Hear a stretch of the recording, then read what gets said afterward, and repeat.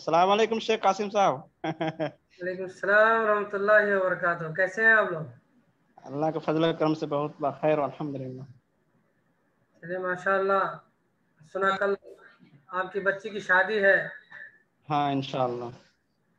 अल्लाह उसमें खैर बरकत अता फरमाए। इंशाअल्लाह दुआ की दरख्वास्त है और इंशाअल्लाह। बहुत ही आमीन। बेहतर तरीके से वो शादी जो है अंजाम पा जाए। अल्लाहुम्मा आमीन।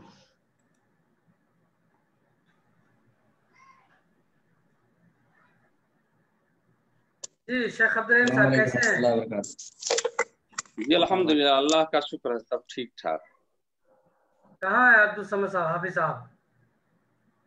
ये सामने में है, ये है। अच्छा, आज लग रहे हैं कि हाँ माशाअल्लाह आज असली हाफिज लग रहे हैं। अस्सलाम वालेकुम। अस्सलाम अस्सलाम रहमतुल्लाहि व बरकातहू। रहमतुल्लाहि व बरकातुहू। कैसे हैं आप? खैरियत से हैं? इसके पास भी मोबाइल है, लेकिन आप मेरे ही मोबाइल से जो है ये ऐसा काम चलाना हो तो इन लोगों को अपना अपना इस्तेमाल करना चाहिए, ताकि हाँ हाँ हाँ, यानी मतलब अब ये लोग तो बड़े हो गए ना, तो अपने अपने मोबाइल का इस्तेमाल करें। मन ना भी रहूं तो प्रोग्राम वगैरह में शरीक रहे। जी हाँ बेशक। और आज हमारे सलाहुद्दीन भाई भी माशाअल्लाह आ गए हैं। जी सलाह साहब कैसे हैं? चलिए तो हम प्रोग्राम का आगाज करते हैं। जी जी स्टार्ट कीजिए। हाँ, आगाज। अल्हम्दुलिल्लाहि वहदह वस्सलातु वस्सलामु अला मन ला नबिय्य बअद, अम्मा बाद। औज़ु बिल्लाहि मिनश शैतानिर रजीम, बिस्मिल्लाहिर रहमानिर रहीम। कुल हुवल्लाहु अहद, अल्लाहुस समद, लम यलिद व लम यूलद व लम यकुल लहू कुफुवन अहद। रब्बि इश्रह ली सदरी व यस्सिर ली अमरी वहलुल उक़दतम मिन लिसानी यफ़क़हू क़ौली। रब्बि ज़िदनी इल्मा। अल्लाह तबारक व तआला का बेपाया शुक्र व एहसान है, जिसने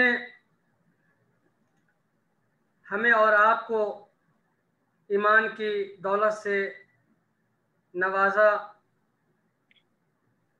यकीन माने जो लोग इससे महरूम हैं उसके लिए बहुत ही अफसोस है, और जो लोग ईमान की दौलत से मालामाल हैं उन्हें चाहिए कि अपने इस ईमान और इस्लाम को दूसरों तक भी पहुंचाने की कोशिश करें, जिसकी कमी बहुत ही ज़्यादा और शिद्दत से महसूस की जा रही है। अभी हम लोग इंशाल्लाह उसके ऊपर भी गुफ्तगू करेंगे, क्योंकि आज जो हमारा मौजू है वो ये है कि जनकपुर के अंदर कुछ हिंदू तंजीमों ने मदरसा बोर्ड और 2 नंबर प्रदेश के जो वजीर आला है लाल बाबू राउत, उनके खिलाफ हर्जा सराई की और नाजेबा नारे लगाए। उन्हीं लोगों को हम लोग पुरअमन तरीके से जवाब देने की कोशिश करेंगे कि जिस मुल्क के अंदर सारे मजहब व मसालिक के लोग रहते हों, वहां पर ये सारी आपत्तियां जो आ जाती है वो क्यों? क्या हम सब एक जगह मिलजुल कर रह सकते हैं या नहीं रह सकते हैं? आज हम लोग इसी के ऊपर इंशाअल्लाह मिल बैठ करके गुफ्तगू करेंगे। चूँकि रात ताखीर हो गई और मैंने सोचा कि कहीं से हमें कोई खतीब का नाम आएगा, लेकिन आखिर तक न मैं किसी से बात कर पाया काम की वजह से, और न कहीं से नाम आ पाया, जिसकी वजह से मैं ख़ास खतीब का नाम ना दे करके मैंने यूं ही मौजू रख दिया कि मदरसा बोर्ड के ऊपर हमें अहम गुफ्तगू करनी है, और साथ ही साथ लाल बाबू राउत के ख़िलाफ़ जो लोग इस तरह के कलिमात और इस तरह की जो नारेबाजी कर रहे हैं उसके बारे में हम लोग गुफ्तगू करेंगे। प्रोग्राम का हम आगाज़ करते हैं और सबसे पहले तलावत कलामुल्लाह के लिए दावत सुखन देता हूँ अब्दुल समद बिन अब्दुर्रहीम मदनी हफ़िज़हुल्लाह को। वो आए और तलावत कुरान पाक से इस मजलिस का आगाज़ करें। अब्दुल समद बिन अब्दुर्रहीम हफ़िज़हुल्लाह। अस्सलाम वालेकुम। अस्सलाम वरहमतुल्लाहि वबरकातुहू। अऊज़ु बिल्लाहि मिनश शैतानिर रजीम। إن إبراهيم كان أمة قانتا لله حنيفا ولم يك من المشركين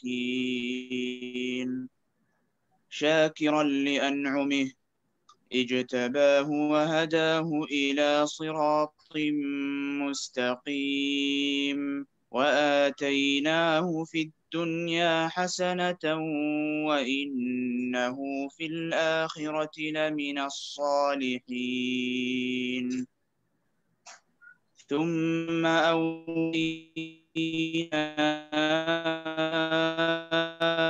إليك أن اتبع ملة إبراهيم حنيفا وما كان من المشركين إنما جعل السبت على الذين اختلفوا فيه وإن ربك ليحكم بينهم يوم القيامة فيما كانوا فيه يختلفون ادع إلى سبيل بالحكمة والموعظة الحسنة وجادلهم بالتي هي أحسن إن ربك هو أعلم بمن ضل عن سبيله وهو أعلم بالمهتدين وإن عاقبتم فعاقبوا بمثل ما عوقبتم به ولئن صبرتم لهو خير للصابرين واصبر وما صبرك إلا بالله ولا تحزن عليهم ولا تك في ضيق مما يمكرون إن الله مع الذين اتقوا والذين هم محسنون माशाल्लाह, बड़े ही ज़बरदस्त आवाज़ में आप तलावत कलामुल्लाह तलावत फरमा रहे थे। अल्लाह तबारक व तआला आपके इल्म अमल में बरकत अता फरमाए, आमीन या रब्बल आलमीन। नात नबी सल्लल्लाहु अलैहि वसल्लम पेश करने के लिए मैं दावत सुखन देता हूँ शकील अहमद साहब को। वो नात नबी सल्लल्लाहु अलैहि वसल्लम पेश फरमाएं। अस्सलाम वालेकुम रहमतुल्लाहि व बरकातुहू। वालेकुम सलाम व रहमतुल्लाहि व बरकातुहू। नाते मुस्तफा की जब नाते मुस्तफा की जब कोई गुनगुनाता है, नाते मुस्तफा की जब नाते मुस्तफा की जब कोई गुनगुनाता है, ये जमीन क्या सुन कर, ये जमीन क्या सुन कर वो भी झूम जाता है, ये जमीन क्या सुन कर वो भी झूम जाता है। आफियत इसी में है, आफियत इसी में है कि सवार लो खुद को, आफियत इसी में है, आफियत इसी में है कि सवार लो खुद को, के हर अमल मोहम्मद का, के हर अमल मोहम्मद का आईना दिखाता है, के हर अमल मोहम्मद का आईना दिखाता है।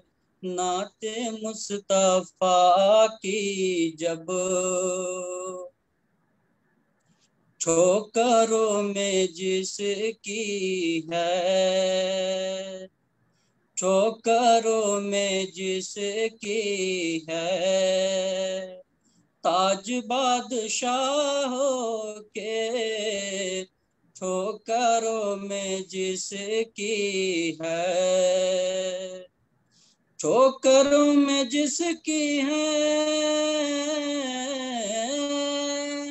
ताज बादशाहों के सादगी का ये आलम,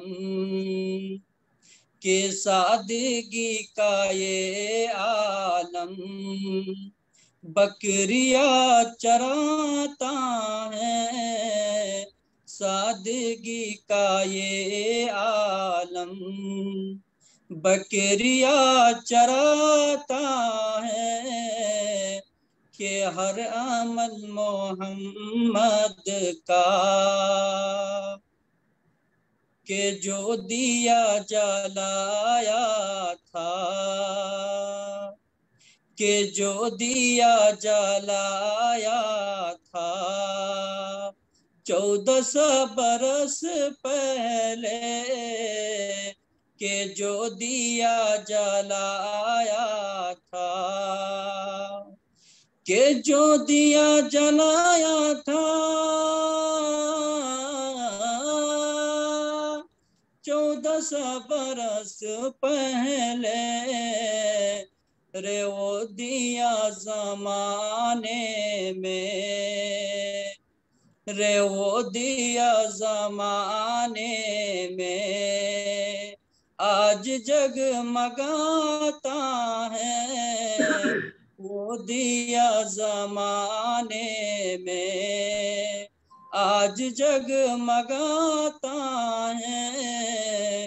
नाते मुस्तफा की जब कोई गुनगुनाता है, नाते मुस्तफा की जब।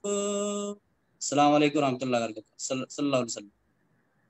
वालेकुम सलाम रहमतुल्लाहि व बरकातहू। माशाल्लाह माशाल्लाह, ज़बरदस्त आवाज़ आपकी। अल्लाह तबारक व तआला आपकी आवाज़ में, आपके जिस्म जान में खैर व बरकत अता फरमाए, आमीन या रब्बल आलमीन। माशाल्लाह, ये जो आज का प्रोग्राम है, हमारे अहबाब जो अभी ईमो पे ज्वाइन हुए हैं, कम से कम आप लोग जो है इसके अंदर आएँ, जूम मीटिंग के अंदर आए। सबको लिंक भेज दिया गया है, या नहीं तो आप लोग जहाँ देखें उसको मकसद हयात पे भी मिल जाएगा, सदायाम पे भी है और बहुत सारी जगहों पे है, मेरे कासमिराइन पे भी है, अभी मैंने डाला है। तो आप लोग जो ईमो पे देख रहे हैं वो लोग कम से कम आप लोग आ जाएं इसके ऊपर, और आपके साथ कितने लोग जुड़े हुए हैं सबको जोड़ने की कोशिश करें। क्योंकि मोतीबिल भाई बोल रहे थे कि हम आएंगे और तावला के होटल में ही बैठेंगे हम लोग, इसलिए मैंने जो है किसी का नाम डाला भी नहीं कि चलो सारे के सारे लोग एक जगह रहेंगे। तो आप लोग जो है थोड़ा आने की कोशिश करें यहाँ पे और जूम मीटिंग में जुड़ने की कोशिश करें, है ना। अभी हम लोग सिर्फ 3-4 लोग हैं, 5 लोग हैं इसके अंदर। आप लोगों की ज़रूरत है, आप लोग आएँ इसके अंदर और इंशाल्लाह हम लोग यहाँ पे बात करेंगे। हीमो ग्रुप में हमारे अहबाब सब जुड़े हुए हैं। आप लोगों से मुअद्दबाना इल्तिमास है कि आप लोग जो है इसके ऊपर आएँ, जूम मीटिंग पे क्लिक करें और आप लोग उसमें जुड़ें। शेख अब्दुल अजीज साहब, सनाउल्लाह करीमी साहब और अब्दुल हफीज साहब, मतीबुल साहब, आप चारों आदमी जो है जूम मीटिंग में आए। जी जी जी, आप लोग आए, मैं यहाँ से कट कर रहा हूँ, ठीक है। अस्सलाम वालेकुम। औज़ु बिल्लाहि मिनश शैतानिर रजीम, बिस्मिल्लाहिर रहमानिर रहीम। वल तकुम मिनकुम उम्मतun यदऊना इलल खैर व यअमुरुना बिल मारूफ व यनहौना अनिल मुनकर व उलाइका हुमुल मुफ्लिहून। तुम में से एक जमात ऐसी होनी चाहिए जो भलाई की तरफ लाए और नेक कामों का हुक्म करे और बुरे कामों से रोके, और यही लोग फलाह और नजात पाने वाले हैं। कुरान में अल्लाह तबारक व तआला ने ये आयत करीमा जिक्र करके हम सबको बता रहा है कि हम में से एक ऐसी जमात होनी चाहिए कि जो लोगों को अम्र बिल मारूफ और नही अनिल मुनकर की तरफ दावत दें। लेकिन बरस से देखा यह जा रहा है कि हमारे इलाके के अंदर, खासतौर से नेपाल में और हमारे इलाके के अंदर, दावत का काम जो होना चाहिए था उस तरह से नहीं हो पा रहा है। लोग कोशिश में लगे हुए हैं, लेकिन जिस अंदाज में होना चाहिए उसके लिए जो किताबें मुहैया होनी चाहिए, जो दाई होने चाहिए, वो सारी चीज़ें मफकूद हैं। ज़बीहुल्लाह साहब, ज़रा आप या तो थोड़ा शॉट वगैरह लगा लें, ये इंटरनेशनल प्लेटफार्म है और लोग आपको देखेंगे, पूरी दुनिया वाले देख रहे हैं, तो ऐसा नहीं है कि आपको इस हालत में देखें। ज़बीहुल्लाह साहब, अगर आप सुन रहे हैं हमें तो शॉट लगा लें और अच्छे से बैठे। तो हमारे इलाके के अंदर बहुत सारी कमियों में से एक कमी यह है कि जो तबलीग का काम होना चाहिए था वो काम नहीं हो पा रहा है। बहुत सारी कमियों में से एक बहुत बड़ा कमी है ये। बहरहाल हम लोग आज गुफ्तगू करेंगे इन सारी चीज़ों को लपेटते और समेटते हुए। इस मौजू पे हम आए कि कुछ संघियों ने जनकपुर के अंदर एहतजाज किया और मदरसा बोर्ड और सूबा नंबर 2 के वजीर आला के खिलाफ नारेबाजी की। इसकी असल वजह क्या है? जिस देश को धर्मनिरपेक्ष बना दिया गया हो, उस देश के अंदर जब इस तरह का एहतजाज होता है तो यकीनन ये फसाद की तरफ ले जाने वाली चीजें हैं। इससे सिवाय फसाद के और कुछ होने वाला नहीं है।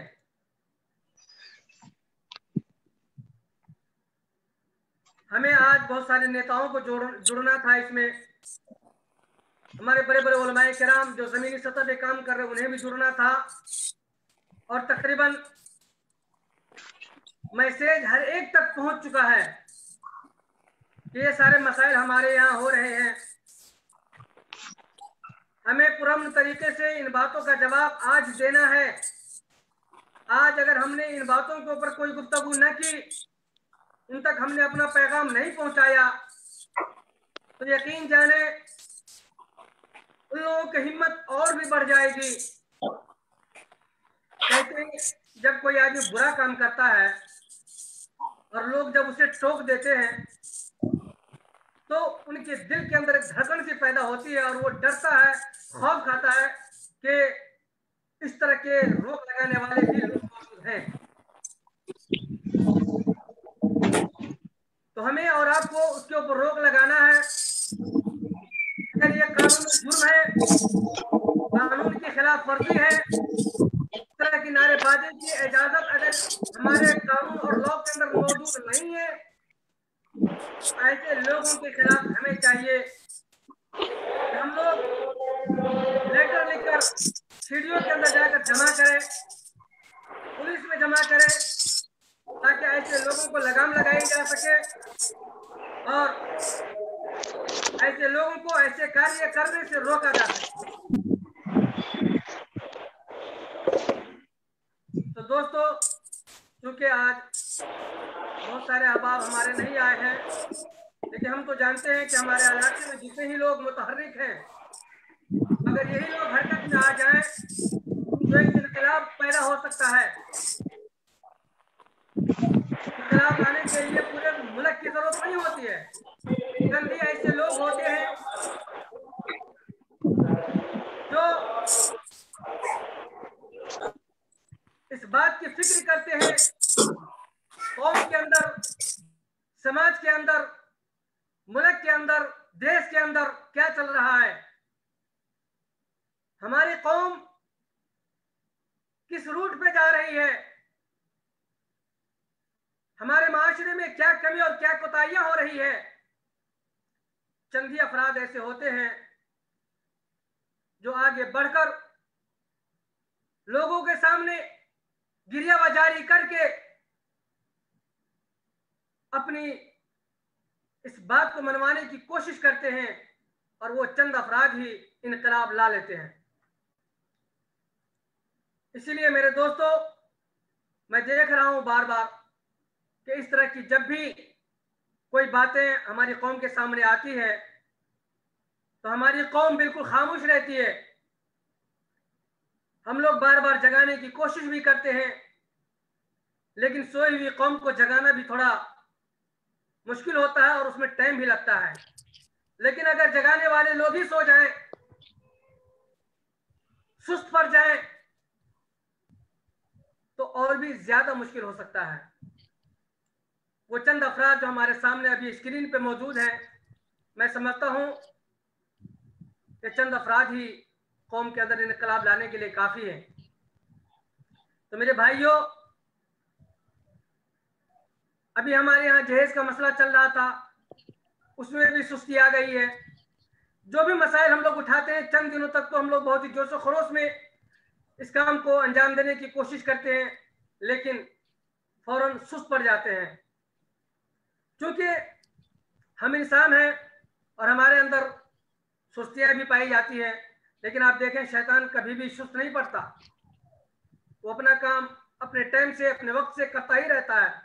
भाइयों में लड़ाना हो, गलत फहमी पैदा करना हो, समाज और माशरे के अंदर बुराइयां फैलाना हो, माँ बेटी, सास बहू, बाप बेटे के अंदर गलत फहमियां, झगड़े, लड़ाइयां करवानी हो, शैतान कभी भी पीछे नहीं रहता, वो अपना काम करता चला जाता है।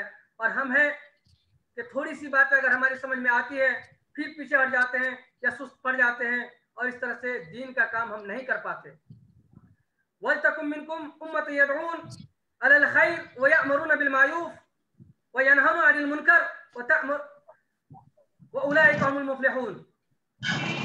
जमात ऐसी होनी चाहिए कि जो भलाई का हुक्म करे, बुराई से रोके। कुरान में अल्लाह का हुक्म है। मेरे भाइयों, आज वो लोग जो हमारे खिलाफ गलत नारेबाजी कर रहे हैं, क्या हमारे सीने में कभी ये दर्द हुआ कि उन भाइयों तक जाकर हम दीन को पहुंचाएं, इस्लाम को पहुंचाएं, अच्छी बात वहां तक पहुंचाने की कोशिश करें, उनके साथ हम लोग डिबेट करें, उनके साथ जा करके हम लोग तबलीग का काम करें। हम लोग बहुत पीछे हैं और यही वजह है कि गलतफहमियां उन लोगों में और भी बढ़ती चली जा रही हैं, और जो जो गलतफहमियां उनके अंदर मौजूद हैं हम लोग उसको दूर भी नहीं कर पा रहे हैं। और जो हमारे उलमाए किराम हैं भी कुछ, तो वो जो बात करते हैं वो लॉजिक के खिलाफ, लॉजिक से बिल्कुल दूर होकर के बात करते हैं। यकीनन लॉजिक से अगर आप बात करेंगे, उनको समझाने के लिए मिसालों से समझाने की कोशिश करेंगे, उन्हें कोई भी बात बताने के लिए जब आप मिसालात पेश करेंगे, तो इंशाअल्लाह और इस्लाम को समझने की कोशिश करेंगे। हमारे बीच अभी शेख सलीम साजिद मदनी हफिज़ुल्लाह मौजूद हैं, शेख अब्दुल रहीम मदनी हफिज़ुल्लाह है, और सुबह नंबर 2 के अमीर जनाब अब्दुल अजीज सफ़ी साहब भी हमारे साथ मौजूद हैं, जिला के अमीर हमारे मुतीफुल साहब भी मौजूद हैं, और हमारे बहुत ही मुतहर्रिक और फ़ाल शख्सियत जनाब सनाउल्लाह करीमी भी हमारे साथ मौजूद हैं। इम्तियाज आलम साहब भी हमारे साथ मौजूद हैं, अब्दुल कयूम साहब हैं। मैं कह रहा हूँ ये सारे के सारे लोग हैं। अल्हम्दुलिल्लाह इखलास आने के लिए हम लोग काफ़ी हैं। काम करें मेरे भाइयों। मैं चाहूँगा कि सबसे पहले अभी हमारे शेख अब्दुल अजीज साहब कल से बातें हमारी हो रही हैं, तो पहले आप और मुतीफुल साहब बताएं कि आप लोगों के पास कौन लोग मौजूद हैं, नहीं हैं, या आप लोगों ने क्या क्या बातें की। और कहा गया था कि आप लोग जो हैं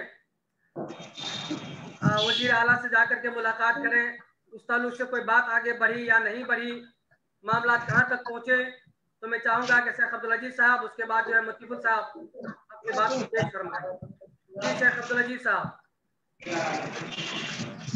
जी शेख, सलाम वालेकुम रहमतुल्लाह बरकातहू। जी शेख, आज जो सुबह 8 बजे वो मुख्यमंत्री का जो पीए है जितेंद्र यादव जो है मेन पीए वो है, उससे मैं डेरा में जाके आज बात हुए। उसमें कल सुबह वीरगंज निकल रहा है मुख्यमंत्री, तो बोल रहा है जो कल शाम तक आ जाएगा, तो इंशाल्लाह एतबार को 8 बजे आप लोग का टाइम फिक्स है, जो आप लोग के 4 से 5 आदमी आइएगा, ज्यादा आदमी नहीं आइए। लेकिन इंशाल्लाह एतबार अगर सवेरे आ गए शाम को रात तक, तो हमको मैसेज होने के बाद इंशाल्लाह एतबार को तकरीबन 8-9 बजे टाइम हम लोग का फिक्स है। यदि अगर उस दिन नहीं आए तो इंशाल्लाह सोमवार का फिक्स है, जो हम लोग का बात होगा, वो बोला है। चलिए, बड़ी अच्छी बात है। लेकिन जब जाइएगा तो या तो हाशिम साहब आपके साथ हो या नहीं तो हमारा अमान। इसमें मिलने के 5 आदमी को नाम रखे हैं, जैसे हाशिम भाई हुआ, हम हुए, अब्दुल अजीज साहब हुए, इब्राहिम साहब हुए। ऐसे असगर अली को भी बात किए हैं, तो असगर अली बोल रहा था तो हम कोई बाहर जाने वाली बात है विराटनगर के तरफ, उसका कोई इलाज में अगर वो रहा तो असगर अली भी जा सकते हैं। हम बात मैं इसलिए बोल रहा हूँ कोई पत्रकार आपके साथ हो, उनके पास कार्ड होता है, आईडी कार्ड होता है ना। अगर आप वहाँ पे जाकर के वीडियो भी लेंगे, कोई बात करेंगे, रिकॉर्ड भी करेंगे, तो उतनी मुश्किल नहीं होगी, क्योंकि वो आपसे कार्ड मांगेगा और जब वो कार्ड दिखा दिया जाएगा तो कोई पुलिस वाले आपको कुछ नहीं कहेंगे। इसलिए मैंने कहा कि आप हाशिम साहब हो, अगर नहीं है तो मुजीब साहब को साथ में ले लें, क्योंकि उनके पास जनता की आवाज का जो है ना कार्ड उनके पास मौजूद है और वो उनको पुलिस नहीं रोकेगी। जी हाशिम और जी शेख, हाशिम और मुजीबुर रहमान शेख, वो दोनों में से कोई एक आदमी पत्रकार साथ में रहेंगे। एक और पत्रकार है जो मोहतरी का अपना मुसलमाने है, वो भी साथ रहेंगे। 2 आदमी रहेंगे इंशाल्लाह। कि अगर आप लोग कुछ रिकॉर्ड करना चाहेंगे ना तो रिकॉर्ड नहीं करने दिया जाता है, लेकिन अगर आपके पास पत्रकार होंगे तो जरूर रिकॉर्ड किया जा सकता है, और रिकॉर्ड करने में कोई माने नहीं होगा, कोई रोकेगा भी नहीं। जी शेख अब्दुल अजीज साहब, अपना ऑडियो खोल लें।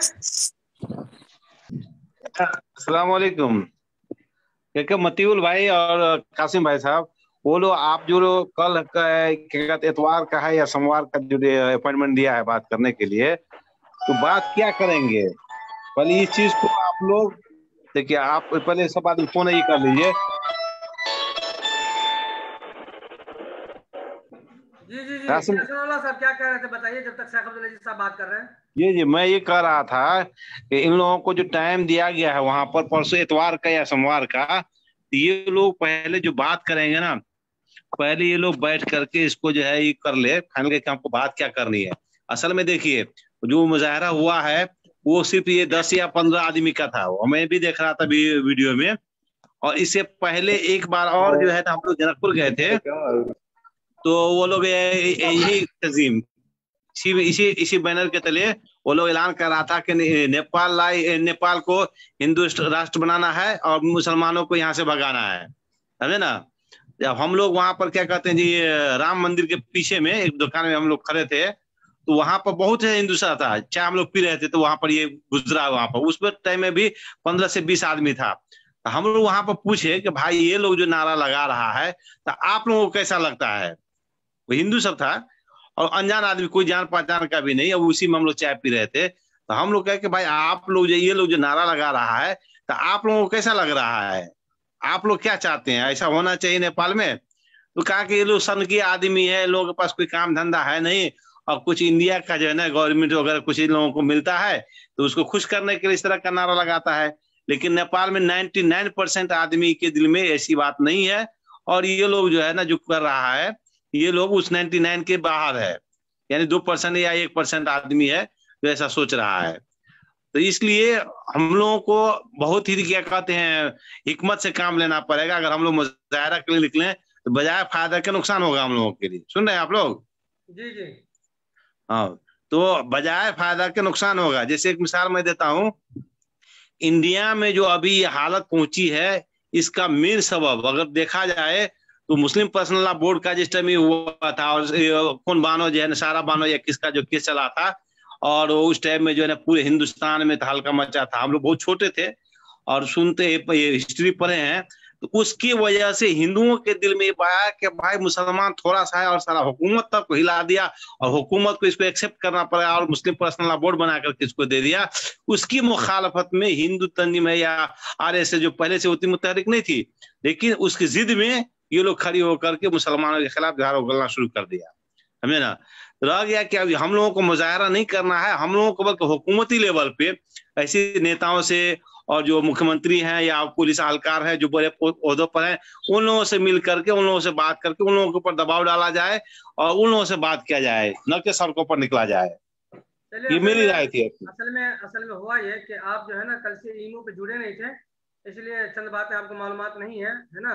कोई बात नहीं है, आपने जो अच्छी बातें कही है और जो बातें हुई हैं और जो मुतीफुल साहब बोल रहे थे ना, वो असल में हम लोग कल से बात कर रहे हैं। सुबह से ही ईमो पे ग्रुप बना हुआ था जिसमें आपको भी शायद जोड़ा गया था, लेकिन आप नहीं आ पाए थे। तो बहुत सारे आप उसमें जुड़े थे, बातें हुई थी और बातें अभी भी हो रही है, और क्या करना नहीं करना उसी के लिए हम लोग वहाँ पे मुख्यमंत्री के पास आदमी को भेज रहे हैं, ताकि मुख्यमंत्री के खिलाफ जो आवाज उठ रही है तो वो ये ना सोचे कि भाई हमारे साथ कोई नहीं है। कम से कम हमारी टीम वहाँ जाएगी, वहाँ जा करके लोग कम से कम उनको समझ में आएगा ना कि हम लोग उनके साथ हैं। 2-4 आदमी का मतलब ये है कि पूरी कौम उनके साथ है, हम लोग पूरी कौम की तरफ से उनको भेज रहे हैं, समझ रहे हैं। और क्या करना नहीं करना है आगे के लिए हम उनसे ही राय अमल लेंगे, उनसे ही बात करने की हम लोग कोशिश करेंगे, बस यही बात है। जी शेख अब्दुल अजीज साहब आपकी बारी अब आई। थोड़ा सा आप मोबाइल को अच्छा से रखें सामने से, इतने जुस्सा वाले आदमी है कि वो बिल्कुल मोबाइल को ढक देते हैं। आप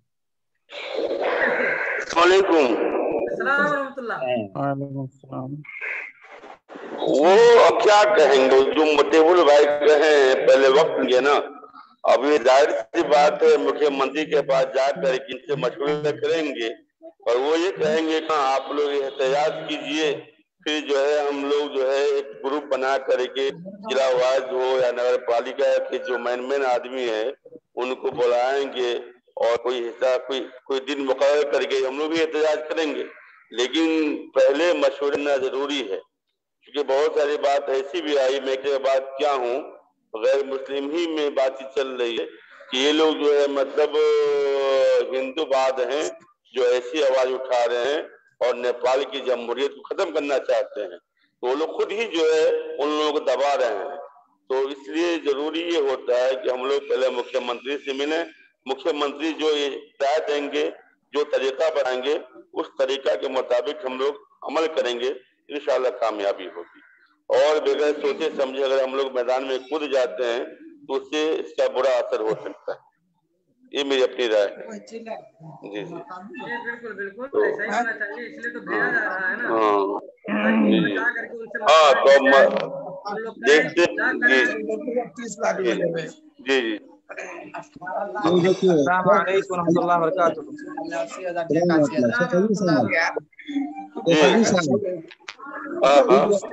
अभी जो आप कहे ना कि वहाँ पे मुख्यमंत्री साहब क्या राय देंगे, मैं ये समझता हूँ कि मुख्यमंत्री साहब आप लोगों को कोई राय नहीं देंगे, क्योंकि मुख्यमंत्री जहाँ पर होंगे उनके सेक्रेटरी होते हैं और भी लोग होते हैं, तो वो लोग आपकी बात को सुनेंगे, आपको शायद राय वो कुछ नहीं दे सके कि आप ऐसा करें या ऐसा करें, समझे ना। सिर्फ आप हम लोग उनसे से ये बातचीत करें कि इस तरह से हो रहा है, कैसे करना चाहिए, लेकिन किसी सलाह का मुझे उम्मीद नहीं लगता है कि उन लोगों के सामने में आप लोगों को राय दे कि आप लोग मुजाहरा करें या हड़ताल करें या जुलूस निकालें, इस तरह की बात है शायद वो नहीं करें, नहीं देंगे। मुजाहरा की बात क्यों कर रहे हैं, हम तो मुजाहरा करने के भी नहीं है, में जाकर मिलेंगे। ये एक मुजाहरा है, आप देख रहे हैं जूम मीटिंग जो चल रहा है ना, ये एक मुजाहरा है ये जी। ये ना सोच कि रोड पे सड़कों पे उतर आए तो वही मुजाहरा है और उसी को एहतजाज कहते हैं। हम एहतजाज अपना पुराने तरीके से भी दर्ज करवा सकते हैं और ये आप दर्ज करवा रहे हैं।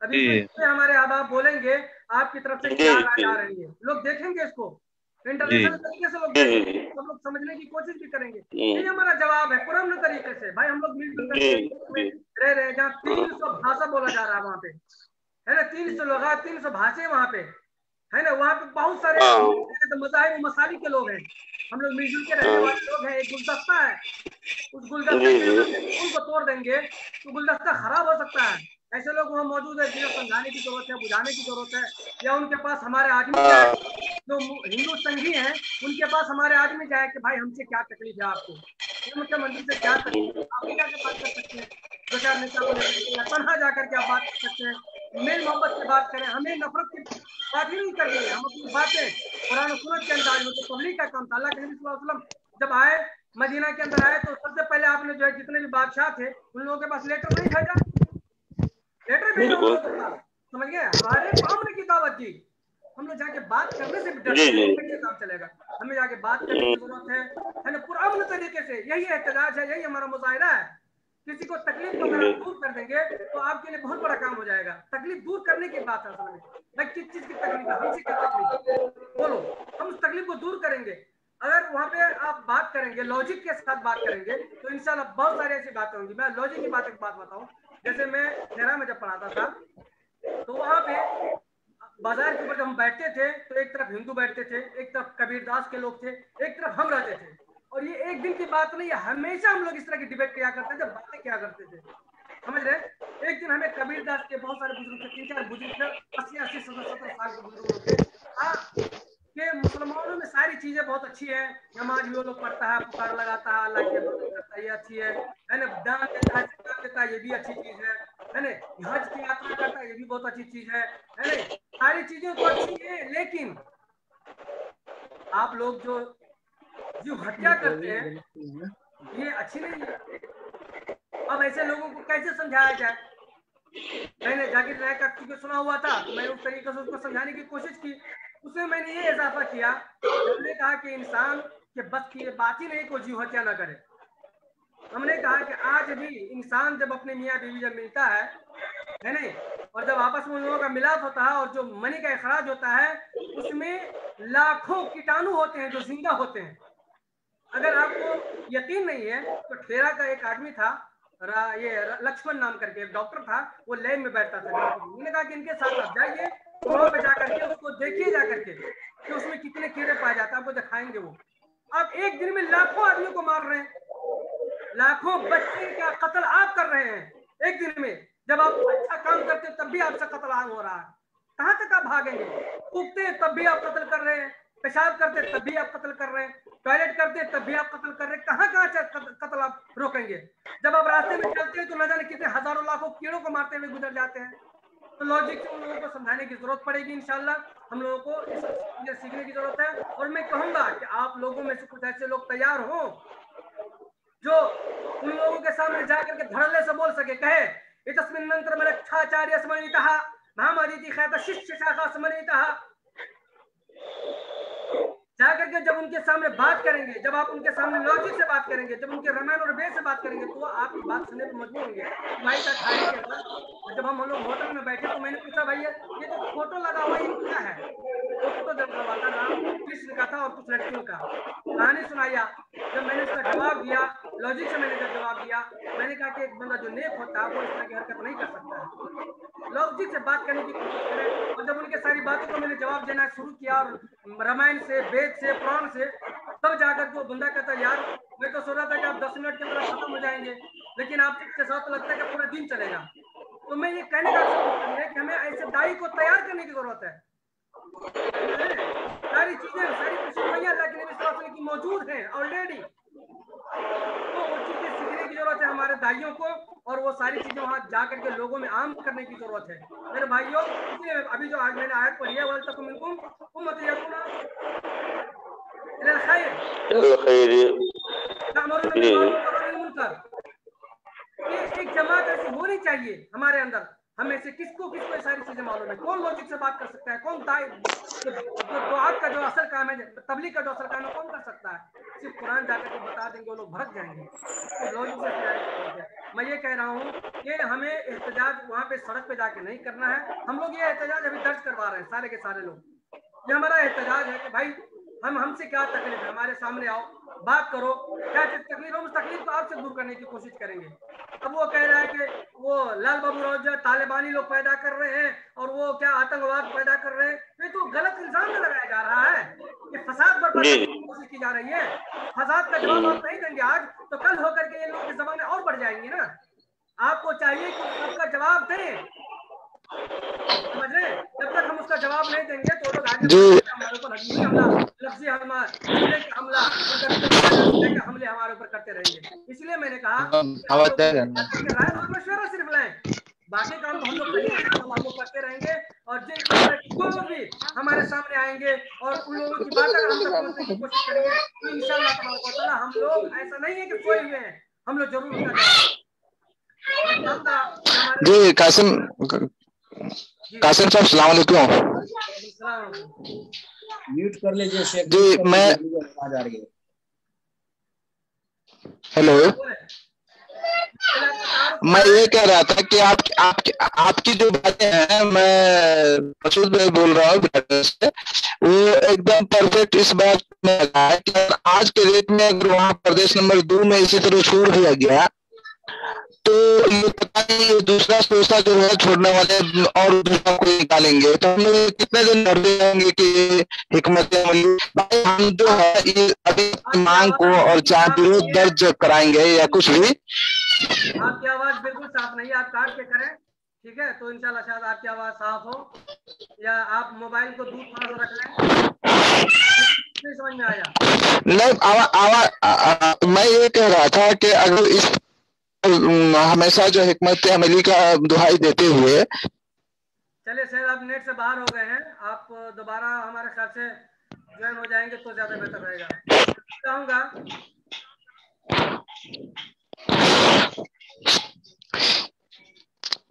आवाज नहीं आ रही है अभी आवाज नहीं आ रही है। ईयरफोन थोड़ा दूरी रख ले शेख, ईयरफोन थोड़ा दूरी रख ले। हाँ, मैं ये कह रहा था कि इसमें मानवाधिकार कर्मी और जो स्वच्छ जो प्रेस मीडिया के जो लोग हैं उन लोगों को भी शामिल किया जाए अपने साथ में, जो हम लोगों का डिमांड है। ईयरफोन को था नीचे कीजिए ना, ईयरफोन को नीचे कीजिए, आवाज बहुत ही घरघरा रहा है। हाँ, मुंह के पास आप रखे हैं ईयरफोन, इसीलिए तो गड़बड़ हो रहा है। आप बोलिए आवाज आ रही है अच्छी। हाँ, तो उसको मैं ये कह रहा था कि देखिए हर पार्टी में या हर इलाके में शिद्दत पसंद लोग होते हैं, हिंदू समाज में भी है और अच्छे लोग भी हैं, जो लोग ये चाहते हैं कि भाई मुस्लिमों को भी कुछ अधिकार मिलना चाहिए जो उनका पहले से स्थापित ही नहीं है। तो ऐसे लोगों को चुनकर अपने साथ लाएं। हर पार्टी में, हर जगह, हर जिले में इस तरह के लोग भी हैं, मानवाधिकार कर्मी हैं। उसके अलावा आपको जो मीडिया से रिलेटेड जो लोग हैं उन लोगों को भी शामिल किया जाए ताकि उसकी जो है तर्जुमानी ठीक ढंग से वो लोग करें। मैंने कहा था, मोतीबुल साहब से भी कहा था, कलीम साहब से भी कहा था कि कुछ मीडिया वाले को भी लेके आइए। मैंने कहा भी था कि या तो आप लोग कांतीपुर वाले को ले लें, है ना, और गोरखापत्र वाले को भी ले लें, और अगर वहाँ पे जो एफएम के अंदर लोग काम करते हैं उनको भी ले लें। लेकिन हमारे अहबाब जो है ना असल में सुस्त है, हमारे यहाँ के लोग है ना, उतना ध्यान नहीं दे पा रहे हैं अभी सब चीज़ों के ऊपर, इसकी अहमियत को नहीं समझ पा रहे हैं। यही वजह है कि थोड़ा सा हम लोग पीछे पड़ जाते हैं, समझ रहे हैं। मैंने अपने तई तो कल से ही लोगों को इस बात की दावत दे रहा हूँ कि भाई आप कांतीपुर वालों को, अगर है जनकपुर में के अंदर है, मुझे मालूम है अगर जनकपुर के अंदर मौजूद होता तो इतना कहने करने की जरूरत नहीं थी, मैं तनहा सारा काम कर सकता था, समझ रहे हैं। वहाँ पे मैं टीवी वालों को भी ला सकता हूँ। और ये बात मैंने शेख सलीम सादी से जमाना पहले भी मैंने कहा था, मैंने टीवी वालों से कहा कि भाई आधा घंटा करके मुझे दे दो, हम लोग वहाँ पे अपनी बात पेश करेंगे। तो उन्होंने कहा कि नहीं हम दे तो नहीं सकते हैं, लेकिन आपका प्रोग्राम जहाँ भी होगा हमें आपसे एक मरतबा बोल दें, हम आप पहुंच जाएंगे, समझ रहे हैं। हाँ, वो कहेगा, वो अपने आदमी को भेजेगा, ये तो जाहिर। लेकिन चूंकि इन सब लोगों से सबका रास्ता नहीं है, रब्त जब्त नहीं है, जिसकी वजह से परेशानियां हो जाती है और मैं थोड़ा दूर इसलिए नहीं कर पा रहा हूँ। तो बहरहाल हम लोग कोशिश में लगे हुए हैं, आप लोग भी आइए, शायद बहुत बेहतरीन मशवरा आपका रहा, अल्लाह आपको जज़ा खैर अता फरमाए। तो मैं चाहता हूँ जो हंगामाराई हो रही है हम उसको दूर करें। मैं चाहूंगा शेख सलीम सादी साहब जो है वो 5 से 10 मिनट तक हमें अगर इसके मुताबिक कुछ राय और मशवरे और बेहतरीन बातें समझा सकते हो तो मैं चाहूंगा कि आप दें। इसी तरह से हमारे हाफिजुर रहमान साहब भी आए हुए थे, कहाँ चले गए शायद हैं, तो वो भी हैं। शेख अब्दुल रहीम साहब लास्ट में इंशाल्लाह जो कुछ बोलना होता है उससे बातें कलिमात बोल के वो दुआया कलिमात के साथ वो हमेशा ये करते हैं, अल्हम्दुलिल्लाह उसका ये है। तो मैं चाहूंगा कि अभी शेख सलीम सादी साहब आप जरा जो अगर वीडियो खोल सकते हैं तो ठीक है, नहीं तो कोई बात नहीं है। आप जो है थोड़ा सा हम लोगों को बताएं कि हमें क्या करना चाहिए और हमारी कौम को, हमारे समाज को क्या करना चाहिए ऐसे हालात में। आप अपना ऑडियो खोल लीजिए। अस्सलाम वालेकुम वरहमतुल्लाहि वबरकातुहू। वालेकुम सलाम वरहमतुल्लाहि वबरकातुहू। बिस्मिल्लाहिर्रहमानिर्रहीम वस्सलातु वस्सलामु अला रसूलिहिल करीम मुहम्मदिन व अला आलिहि व सहबिहि अजमाइन अम्मा बाद। जी, जैसा कि हम सब लोग जानते हैं कि अल्हम्दुलिल्लाह हमारा मुल्क नेपाल ये अमन सलामती वाला मुल्क है और यहाँ की दियानतदारी, अमानतदारी, अमन सलामती का चर्चा तकरीबन पूरी दुनिया के अंदर है। और यहाँ हम लोग जब मुख्तलिफ कंपनियों के अंदर जाते हैं और मुख्तलिफ लोगों से हमारी मुलाकातें होती हैं और जब तारुफ होता है कि हम नेपाल से हैं, तो उस कंपनी में काम करने वाले जो दूसरे ममालिक के लोग होते हैं वो नेपाल की और नेपालियों की तारीफें करते हैं। और हमें बड़ा ताज्जुब हुआ कि 1 माह पहले जब एक कंपनी में गया तो वहाँ के पाकिस्तानी, हिंदुस्तानी मुसलमानों ने एक कोरियन आदमी का वाक़या बयान किया। कहा कोरिया का एक शख्स आया था और वो किसी बड़े पोस्ट पे उस कंपनी के अंदर है, कोई निगरानी कर रहा है। तो कहा कि लोगों से ऐसी बातचीत चली तो कहा अच्छा ये बतलाओ कि पूरी दुनिया में इस वक्त सबसे जो पुरअमन जगह है और जहां दियानतदार लोग हैं, ईमानदारी से काम करने वाले लोग हैं, अमन सुकून सलामती के साथ रहने वाले लोग हैं और अमन पसंद लोग हैं, वो जानते हो किस मुल्क में वो लोग रहते हैं, कहाँ के लोग हैं। तो कहा हम लोग खामोश रहे, हो सकता है वो सऊदी अरब का या और किसी जगह का नाम ले। तो उस कोरियन ने कहा कि वो नेपाल है। तो अल्हम्दुलिल्लाह नेपाल हर किस्म के मज़ाहिब, रंग रूप में रहने वाले लोगों का एक मुश्तरका बागीचा है, बाग है, उसको साझा फुलवारी कहा जाता है। और हजारों तरह के लोग मुल्क नेपाल के अंदर बगैर किसी मजहबी तासुब और बगैर किसी नफरत के मिलजुल कर भाईचारे के साथ आपस में रहते हैं। और ये नेपाल की और अहले नेपाल की खूबियों में से हैं कि पूरी दुनिया का अगर हम जायजा लें तो अक़लियत के ऊपर जो अक्सरियत का गलबा होता है, दबाव होता है, और इस बुनियाद पे जो कभी कभार बहुत से ममालिक के अंदर फसादात रूनमा होते हुए हमें दिखाई देते हैं, उन सारी चीज़ों को सामने रखकर हम अगर गौर करें तो नेपाल के अंदर इस तरह की बातें बिल्कुल 0 पॉइंट के अंदर है। तो अल्हम्दुलिल्लाह हमारे नेपाल में लोग चाहे किसी भी मजहब से उनका ताल्लुक हो, उमूमन वो अमन पसंद लोग हैं और एक दूसरे के साथ मिलजुल करके रहना चाहते हैं। और इसी वजह से हम दंगा फसाद और मजहबी असबियत वगैरह से बिल्कुल अलग थलग अक़लियत में रहते हुए भी अमन सुकून की जिंदगी गुजार रहे हैं। और इस्लाम मुकद्दस और आलमगीर मजहब है, इसको पूरी दुनिया जानती है। और जो गैर मुस्लिम लोग हैं, खास तौर से नेपाल में, उनके साथ बैठकर जब भी कभी बातें अगर हों तो वो इस्लाम की तारीफ करते हैं। हाँ, ये जरूर है कि अगर किसी मुसलमान से कभी कोई नाजेबा हरकत सरजद हो जाए तो हमारे गैर मुस्लिम भाई भी ये कहते हैं कि इस्लाम का तरीका नहीं है, ये इस मुसलमान का अपना कर्म है, अपना कर्तव्य है इसका, और इस्लाम इससे बरी है। इस्लाम ऐसी शिक्षा नहीं देता है।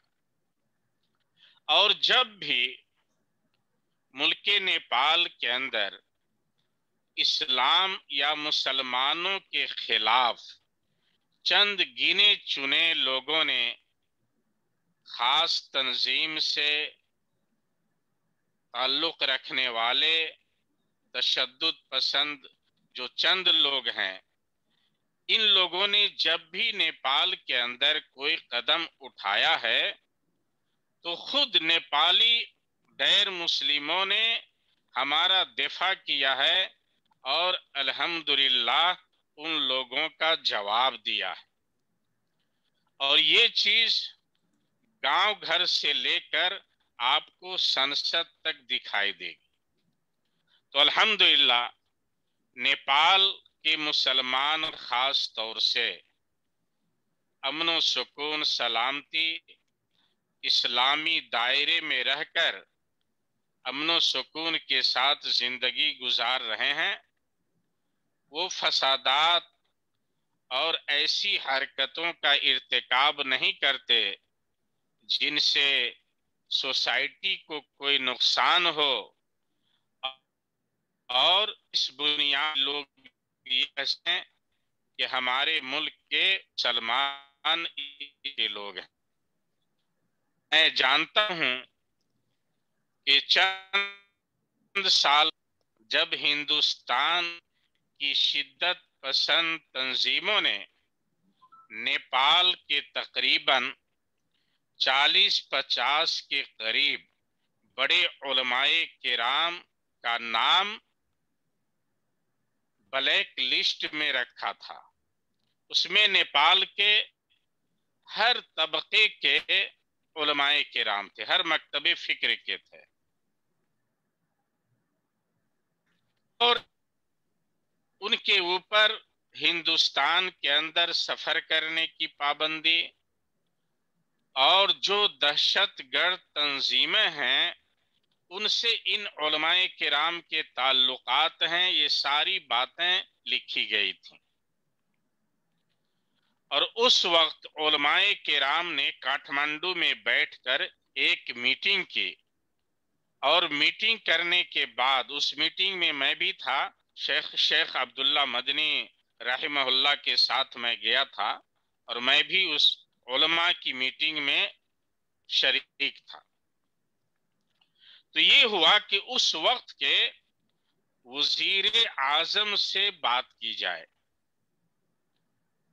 बहरकैफ सियासी लीडरों के वसातत से टाइम लिया गया और ये हुआ कि ठीक है, आप में से 10 के करीब उलमाए किराम वजीर आजम से मिल सकते हैं।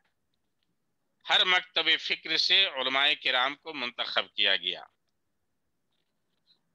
और जब वजीर आजम से मुलाकात हुई तो शेख अब्दुल्ला मदनी रहमहुल्लाह बतला रहे थे कि हम लोगों ने वहां जब पेश किया और लिस्ट दिखलाई कि हिंदुस्तान के अंदर ये नश्र किया गया है और ये नेपाल में भी आपको भेजा गया है कि मदारिस इस्लामिया का जायजा लिया जाए और इस तरह के इनके खुफिया तौर पे कारनामे हैं मदारिस के।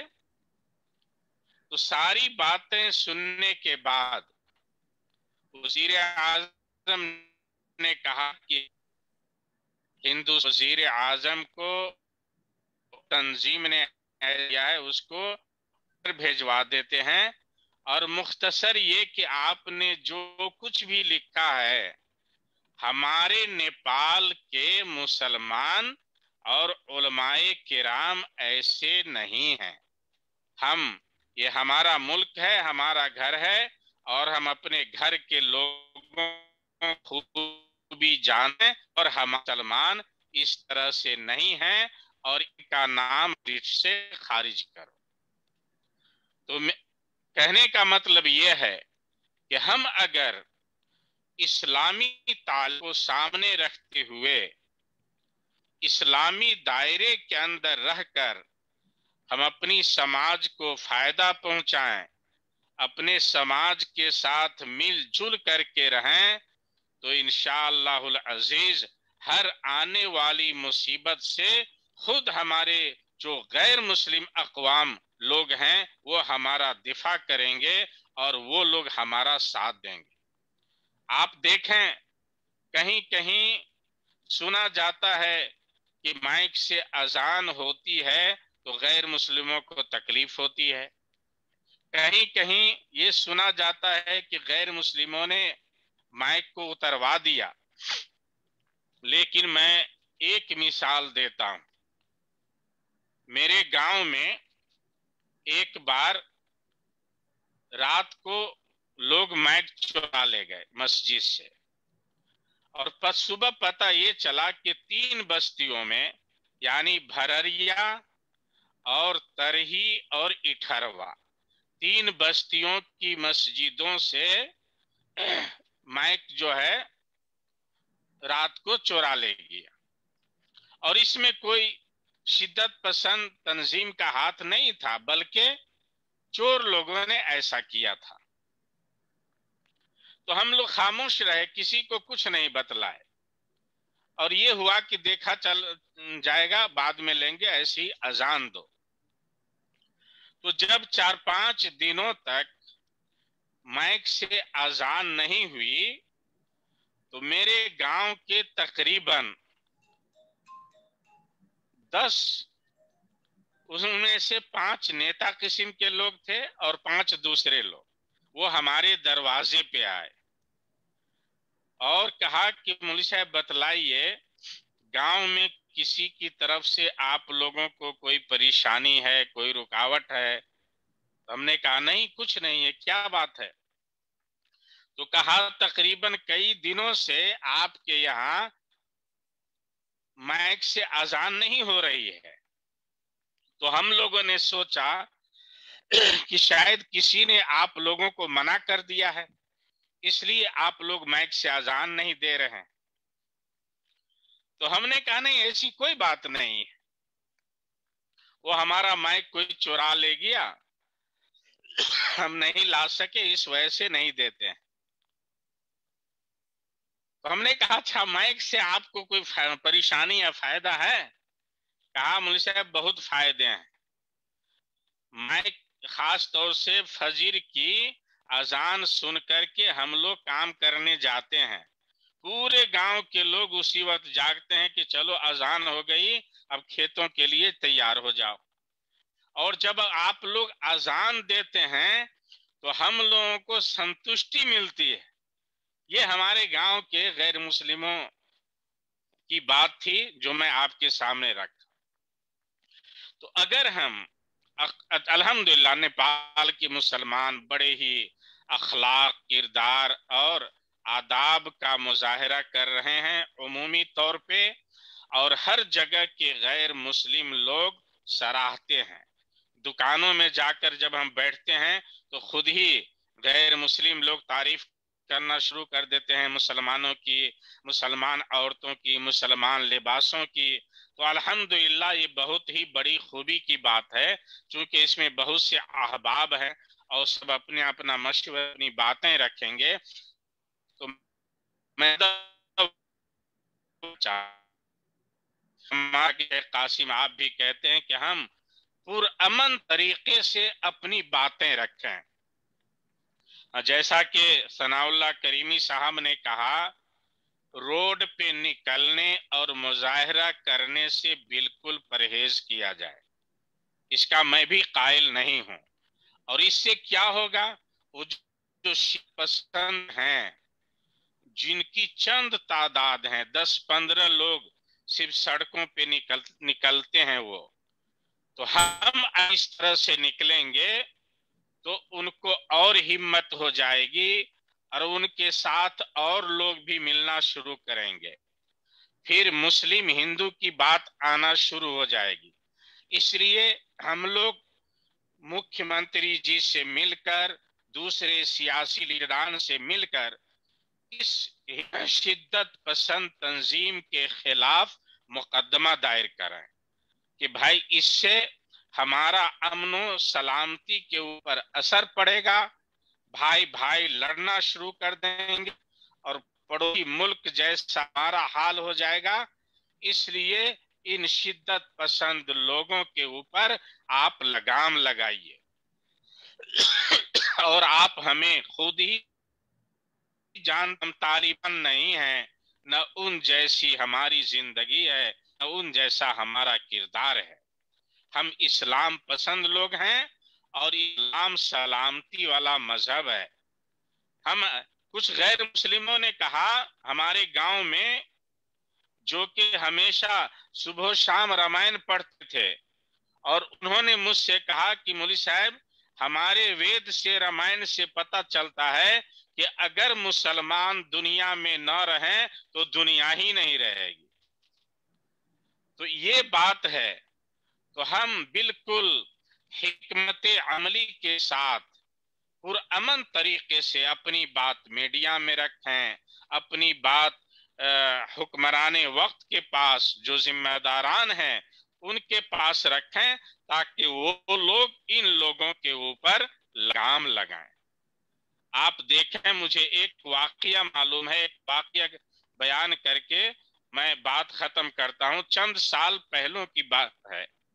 चंद साल पहले एक बार जनकपुर के अंदर ऐसी ही जो कई दिनों तक जो भजन पूजन का प्रोग्राम होता है, उसमें बड़े बड़े पंडित हिंदुस्तान से आते हैं और बयान देते हैं, पता नहीं क्या नाम है उसका, मैं भूल गया।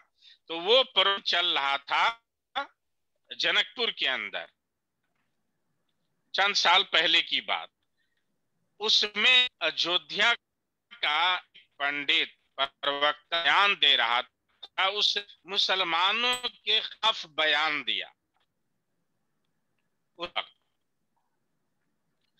ये जानिए, गैर मुस्लिम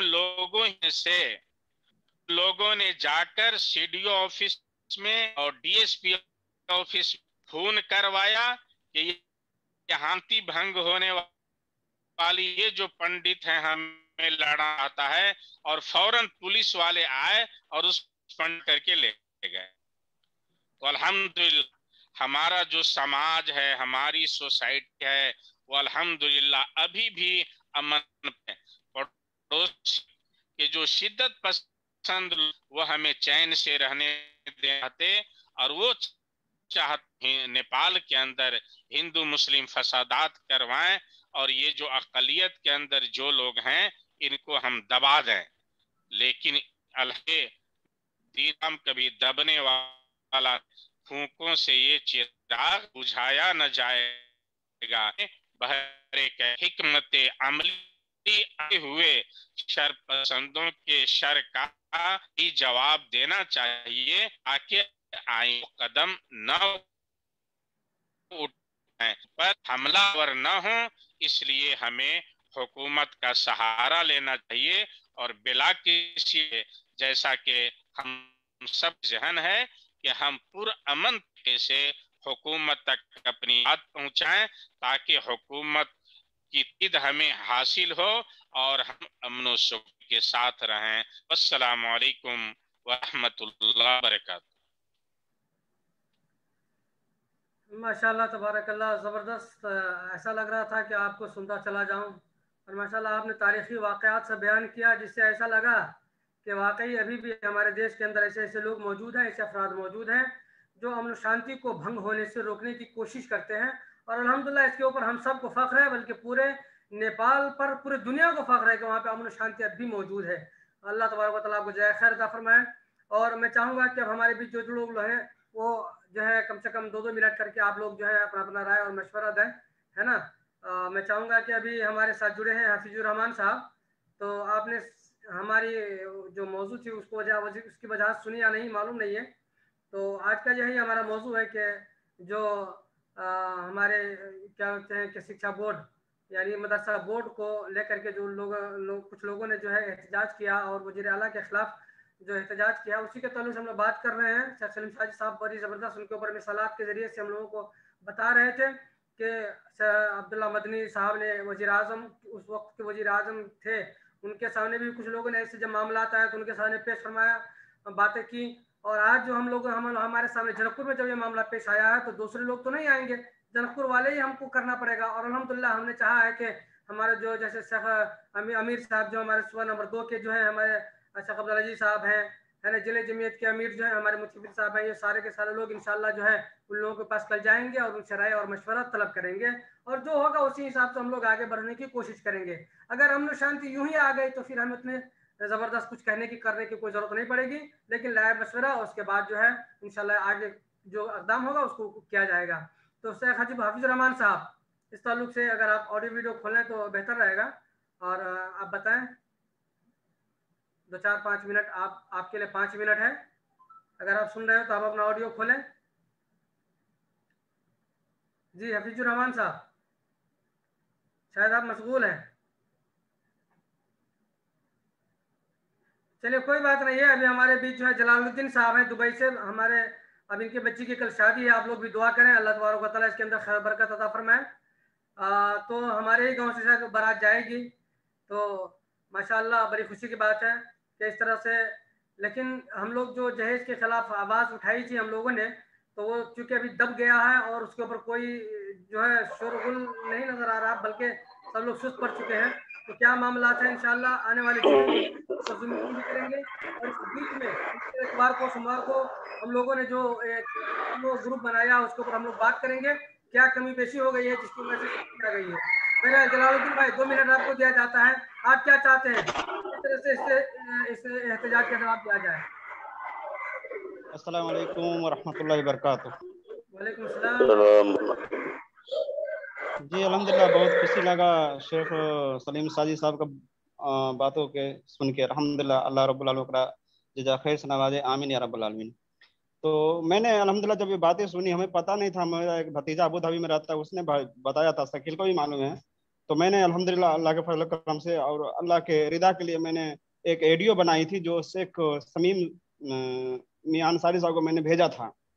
तो अल्हम्दुलिल्लाह मैंने भी बहुत कोशिश की कि इस बात को रोका जाए कि हमारा प्रदेश में दुमे से बातें हुई है। तो बहुत अच्छी बात है कि पहले राय मशवरा से काम लिया जाए इंशाल्लाह। एकाएक हम लोग जब रास्ता पर उतरेंगे तो उसने अभी 10 निकला है तो कल 50 निकल सकता है, तो इसलिए राय मशवरा से ही काम लिया जाए इंशाल्लाह, तो बेहतर रहेगा। मेरी ये छोटी सी राय मशवरा है इंशाल्लाह। जज़ाकल्लाह, अस्सलाम वालेकुम। जी इम्तियाज आलम साहब, आप हमें सुन रहे हैं तो आपको भी 2 मिनट दिया जाता है। आप अपना ऑडियो खोलें, वीडियो खोलें, जरा आपका दीदार भी नसीब हो जाए। मेरी आवाज आप लोग सुन पा रहे?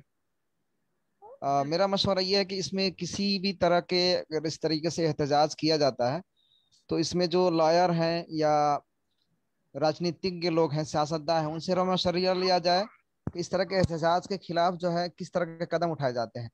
तो सबसे पहले जो है ना इस तरह के एहतजाज को रद्द में जो है ना जिला प्रशासन कार्यालय में सूचित किया जाता है, ज्ञापन पत्र बुझाया जाता है कि हमारे यहाँ ऐसे ऐसे खिलाफ इस तरह से हमारे कौम के खिलाफ उठाया जा रहा है। कहीं ऐसा ना हो कि मुस्तकबिल में हमारे अक़लियत के बिना पर हमको टारगेट किया जाए या किसी तरह से निशाना बनाया जाए। और दूसरी चीज़ ये है कि जिनके खिलाफ एहतजाज किया गया है यानी मोहम्मद लाल बाबू राउत गद्दी साहब के खिलाफ, तो उनसे भी मिलकर के सहानुभूति जतलाई जाए। जैसा कि इससे पहले भी बातें आ चुकी हैं कि वो कोई राय मशवरा नहीं देंगे, हकीकत है वो राय मशवरा नहीं देंगे, लेकिन उनके जो ऑफिस के और दीगर उमला है या उनसे करीब या उनके पीए वगैरह या उनके साथ रहने वाले, तो उनसे भी राय मशवरा लिया जा सकता है कि हम लोग जो है ना किस तरह का कदम उठाएं तो उनके हक में और सब आवाम के हक में बेहतर होगा। तो मेरे ख्याल से इसमें जो है 2 कदम उठाना बेहतर है। एक, जिला प्रशासन कार्यालय से इस बारे में ज्ञापन पत्र बुझाया जाए, और दूसरा ये है कि लाल बाबू राउत गद्दी साहब से मिल करके उनसे डायरेक्ट उनके मजलिस में ना पूछा जाए, बल्कि जो सचिवालय है, सचिवालय में है, अगर हम लोग जो है समर्थन जताना चाहते हैं या इसका जो है ना निंदा करना चाहते हैं, तो हमारे लिए कौन सा तरीका बेहतर होगा, और उसमें वहाँ के जो सचिव से राय मशवरा किया जाए। तो मेरे ख्याल से हम लोग डिप्लोमेटिक तरीके से जाएं, जैसा कि हमारे कासिम राइन साहब ने कहा कि हम लोग लॉजिक तरीके से आगे बढ़ें। तो मेरे कहने मतलब ये है कि इसमें एहतजाज और दीगर चीज़ों की बजाय बिल्कुल डिप्लोमेटिक कूटनीतिक तरीके से हम लोग आगे बढ़ें कि हम लोग जो है कामयाब हो सकें और हमारी बात जो है एकदम जिन तक पहुंचने वाली है उन तक पहुंचे और वो लोग उसमें जो है ना एक्शन ले सकें।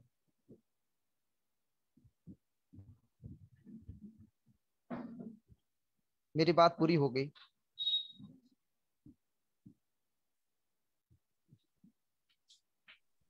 चलो जज़ाकल्लाह खैर एहसन जज़ा। जी अल्लाह आपको जज़ाए खैर अता फरमाए। मेरा मुझे म्यूट हो गया था इसलिए आप तक आवाज़ नहीं पहुंची है। अल्लाह आपको जज़ाए खैर अता फरमाए। बहुत बेहतरीन मशवरा आपने दिया है। और हफीजुर रहमान साहब, मैंने आपका माइक नहीं बंद किया है, आपने शायद खुद ही जो है ये किया हुआ है। मैं कर रहा हूँ लेकिन उधर से आप करें, शायद खुल जाए। दोबारा कोशिश करें। ये सफ़ीउल्लाह नेपाली हमारे कोई भाई हैं, अगर आप चाहें तो आप भी 2 मिनट बोल सकते हैं, क्योंकि अब वक्त बिल्कुल मुख्तसर रह गया है। तो हफीजुर रहमान साहब अगर हमारे साथ आते हैं तो ठीक है। हेलो, अस्सलाम वालेकुम। आवाज आ रही है? जी आ रही है। नहीं, आप जो शुरू शुरू में कहे ना वही सही है। आप जो कही है शुरू शुरू में वही बात सही है, क्योंकि पहले सबसे पहले बात किया जाए है ना एफएम वगैरह सबसे, और जो आदमी हैं जो उसमें हैं उन लोग से बात करें। लाल बाबू राव से पहले मिलने से पहले उससे बात कीजिए आप लोग। जी मक्की साहब, आप दोबारा ट्राई मारें, दोबारा ट्राई करें, शायद आपका नहीं हो पा रहा है। अब वक्त भी मुख्तसर रह गया है। जी जी मैं देखा हूँ आपका फोटो जो आपने भेजा है, लेकिन यहाँ पे दोबारा आप यहाँ इससे निकल चुके हैं, आप दोबारा आए ना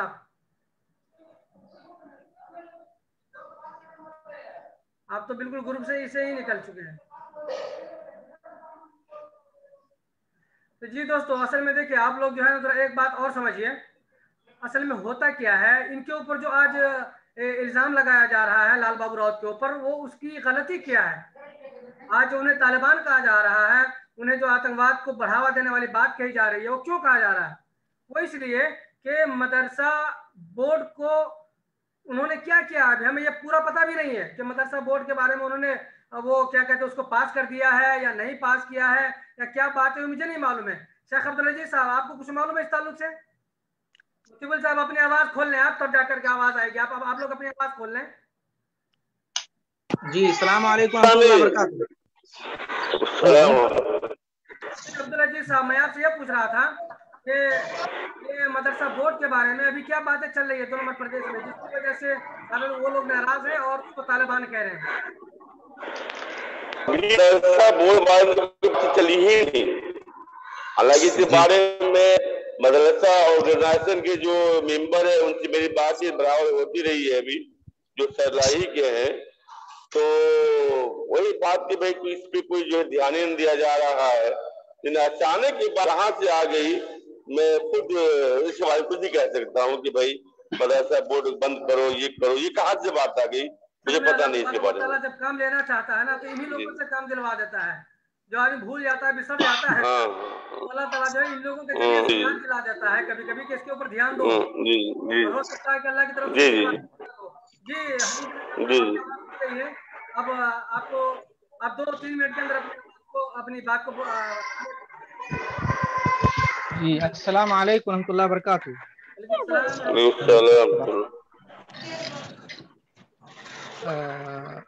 आवाज आ रही शेख? जी आ रही है। अल्हम्दुलिल्लाह रब्बिल आलमीन वल आक़िबतु लिल मुत्तक़ीन वस्सलातु वस्सलामु अला सय्यिदिल अंबिया वल मुरसलीन नबीना मुहम्मद व अला आलिहि व सहबिहि अजमईन, अम्मा बाद।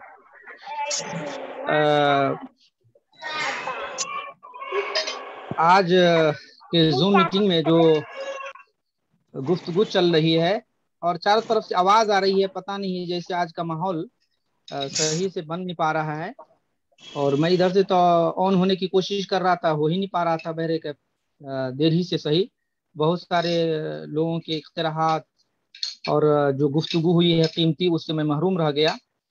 जहाँ तक आपने कहा इसके ताल्लुक से, तो जैसा कि शेख कासिम आलियावी साहब को मैं यहाँ पर फ़ोन करके भी कहा और ज़िली जमीयत अहले हदीस धनुषा के सदर भाई मोती रहमान से भी कई बार इसरार किया कि शेख अब्दुल अजीज़ सूबाई अमीर से बात करें, या जैसे कि और भी असर व रसूख रखते हैं सियासी एतबार से, क्योंकि हर बात के ऊपर बात है।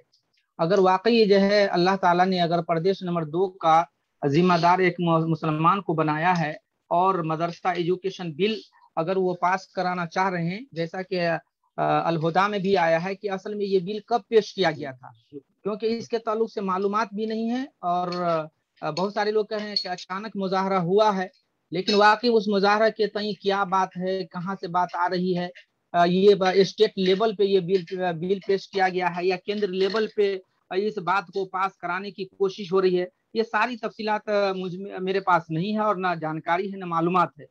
अगर आप लोगों की गुफ्तगू सुनता तो एक जहन बनता कि वाकई ये 2018 में बिल पेश की गई थी, लेकिन अभी तक जैसा कि अल-हुदा पेपर के न्यूज के अनुसार अभी तक उस पर बहस शुरू नहीं हुई है।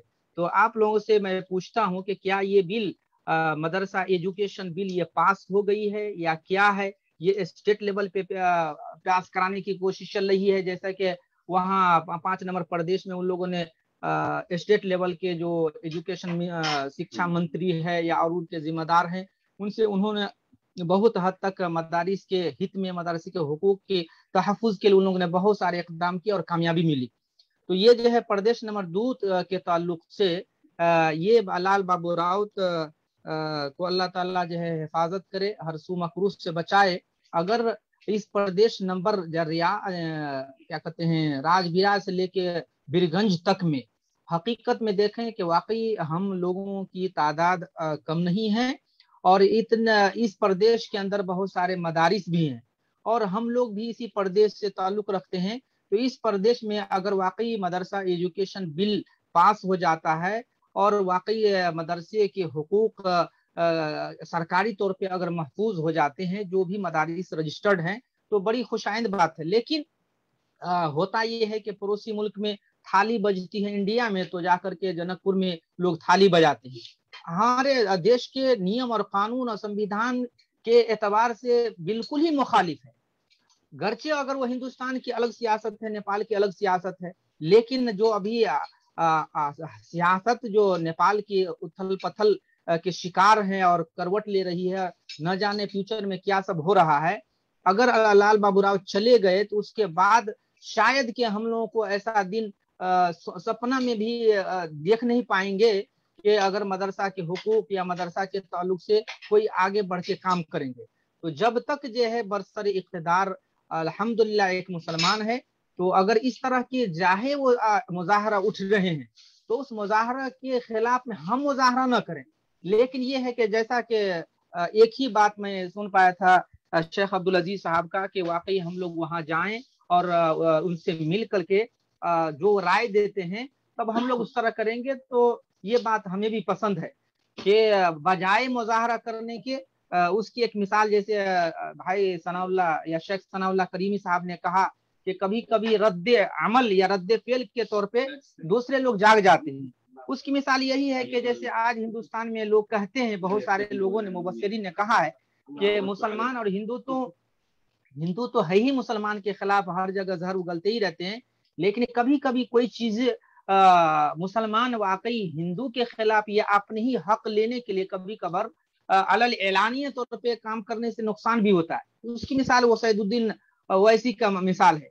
वो हर जगह ऐसी तकरीर करते हैं और ऐलान करते हैं जिससे हिंदू को यकजा होने, हिंदू को इकट्ठा होने और मुसलमानों के खिलाफ मुत्तफिक होने का उनको अवसर और मौका मिल जाता है। तो सही बात यह है कि अगर हम वाकई उन्होंने मुजाहरा किया कि इस बिल को वापस करे तो हम कहेंगे बिल को पास करे। इस तरह से अल-ऐलान बरसरे आम जो है हम मुजाहरा कर रहे हैं, इसमें बजाय फायदा के नुकसान होगा। मैं बोलता जा रहा हूँ, शायद कि आप लोगों को आवाज आ रही हो, क्योंकि मेरे यहाँ बहुत गड़बड़ था, मैं सुन ही नहीं पाया था। तो यही चीज जो है हमें भी पसंद है कि वाकई जो क्या कहते हैं प्रदेश नंबर 2 में जिली जमीयत के चाहे सप्तरी के हो, धनुषा के हो या और ये मोहतरी के हो, उधर रोहतहट के हो, कुछ लोग जो है आकर के जो जिम्मेदार हैं जाए वहां मौका मिले और अपने तई क्यों, जब हमारे प्रदेश के जिम्मेदार है तो किसी मुद्दा को लेकर के क्यों नहीं जाने देगा, चाहे पुलिस प्रहरी हो, चाहे उसके सेक्रेटरी हो, कोई भी हो, कोई मुश्किल नहीं है।